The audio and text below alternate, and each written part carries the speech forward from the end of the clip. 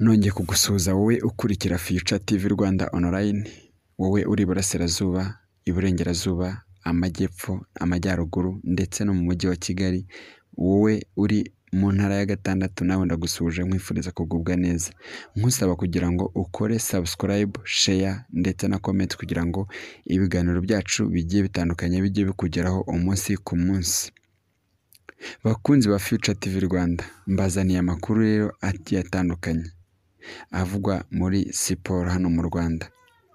Nyuma y'uko Juvenal amanukanye amabisi, amakwasiteri n'imodoka z'abantu ku giti cyabo bakamanuka i Nyagatare bagiye gutoragura amanota bazi ko ari amanota y'ubuntu, ibyiringiro n'icyizere bari bahawe n'umupfumu byababanye impfabusa.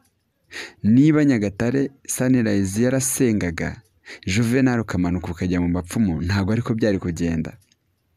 Juvenal arareba nayo ingwe n'umupfumu wamubwiye ko azajya gutoragura amanota, azajya gukura amanota i Nyagatare.